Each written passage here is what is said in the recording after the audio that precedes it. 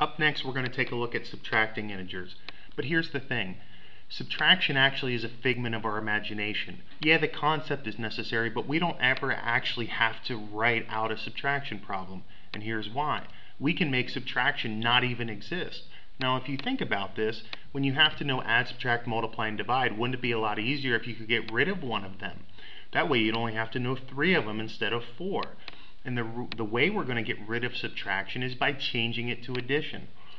A few simple steps will do that, but that's one less thing we have to worry about. So we're always going to get rid of subtraction. We're going to make it non-existent. We're going to make it disappear. How do we do it? We take subtraction and get rid of it and change it into addition. And this is a good thing because it's a lot easier for us. Here's how to do it. So how do we change to addition? I'm going to follow 2 simple steps. Number 1, I'm going to take the actual subtraction sign and I'm going to change it to addition. This is not a negative sign, this is a subtraction sign. A number minus another number. So I'm going to take and I'm going to make this into an addition sign. I can't just do that. That alone doesn't make the statement true just by taking subtraction and turning it to addition. I have to follow my second step. My second step is, once I've done this, take my second number in my subtraction problem, now my addition problem, and I'm going to make it its opposite. So I must take the number after it and make it its opposite. This is the number positive 3, so the opposite of positive 3 is negative 3. So now this becomes my valid addition problem equal to the same value as my original subtraction. So if you look back at your subtraction problem, it was 5 minus 3. We know the answer to that is 2. And if I would go back and change this to addition, this would be 5 plus negative 3. 5 plus negative 3 is also 2. So what this is going to do is let us take all subtraction and absolutely get rid of it and only worry about our addition rules. Let's take a look at some more examples following the same process that we used. We're going to take and we're going to change subtraction to addition in each of the problems. 5 minus 3 becomes 5 plus.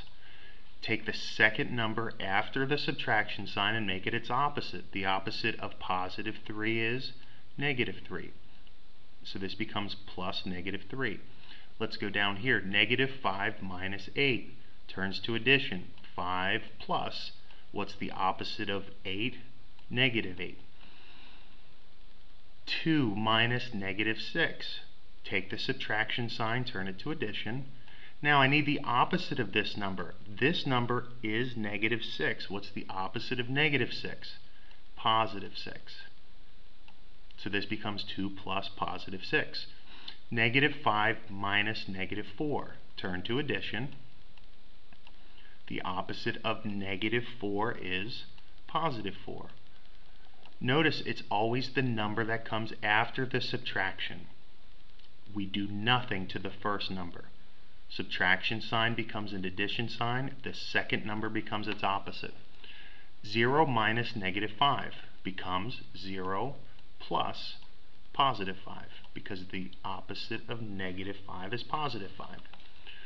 Last one, 0 becomes 0 plus the opposite of positive 7 is negative 7. So this becomes 0 plus negative 7. Once we've changed it to addition, all we have to do is follow our normal addition rules. Now this again becomes easier, or it should, because now all I have to know is how to do my addition of integers. I don't have to know add and subtract. So from this point on, no more subtraction. All subtraction gets turned straight into addition. Remember, we get rid of subtraction, change it to addition, and this makes our lives a lot better because I only have to know addition. Good luck.